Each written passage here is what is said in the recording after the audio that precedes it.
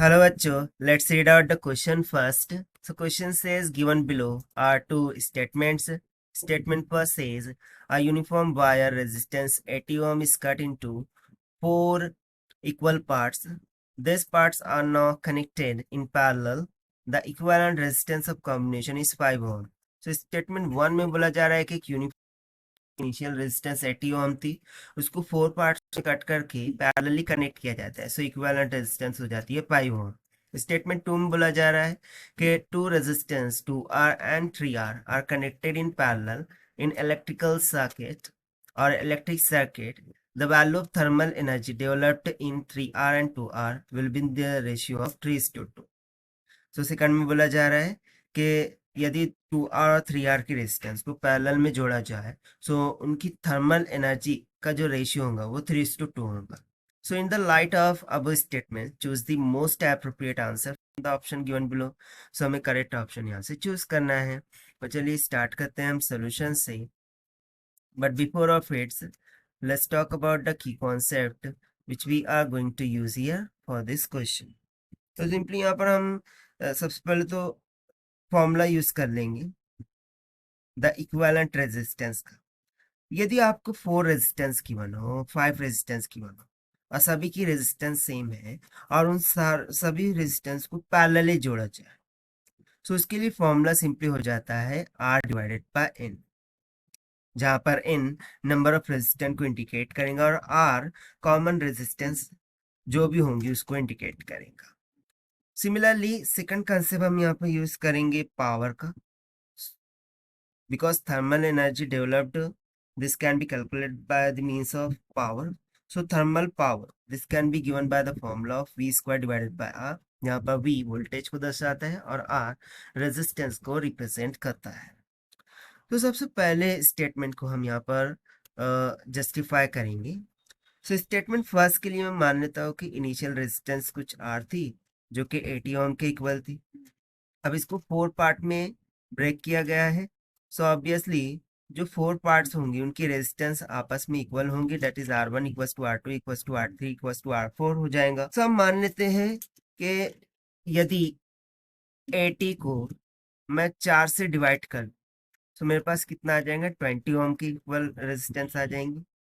तो सिंपली हम बोल सकते हैं कि every and each of the resistance will be goes to how much, that is 20 ohms, क्योंकि चारों को 4 पार्ट में इक्वली डिवाइड किए गए, ठीक है, यानी कि वायर को 4 पार्ट में इक्वली डिवाइड किए गए, सो उनकी रेजिस्टेंस भी इक्वल होंगी।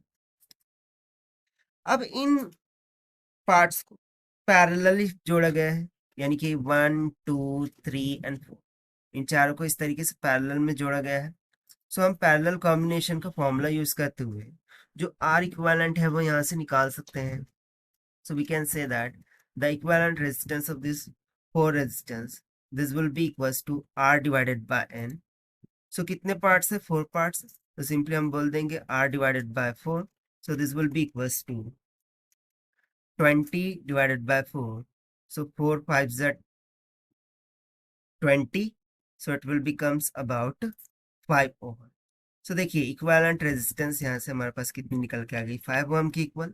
यही हमें स्टेटमेंट 1 में बोला गया था, सो स्टेटमेंट 1 यहाँ से करेक्ट हो गई ना। यदि मैं हम बात करें स्टेटमेंट 2 की, सो उसमें क्या बोला गया है, 3R और 2R की 2 रेजिस्टेंस है। तो चलिए हम स्टेटमेंट 2 को यहाँ से डिस्कस करेंगे। सो इसके लिए हम सर्किट डायग्राम ड्रॉ कर लेते हैं कि लेट सपोज कि ये 2R रेजिस्टेंस है और ये सेकंड वन, ठीक है, थ्राइस ऑफ R वाली रेजिस्टेंस है।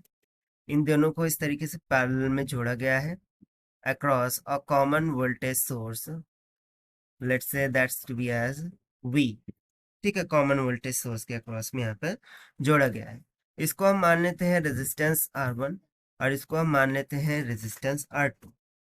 अब चूंकि हमें पता है the thermal power this can be calculated by using the formula of V square divided by R।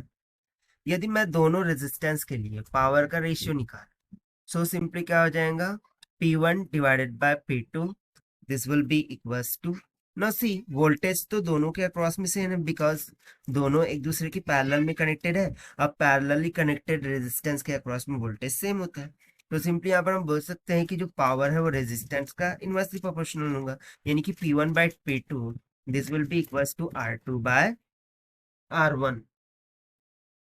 सो यदि मैं यहाँ पर वैल्यू को सब्स्टिट्यूट करूँ, so P1 by P2 this will be equals to R2 हमें कितना दे रखा है, thrice of R, divided by R1 कितना दे रखा है, twice of R। So R से R कैंसिल हो गया, P1 बाय P2 का रेशियो हमारा कितना निकल के आ गया, 3/2 के इक्वल।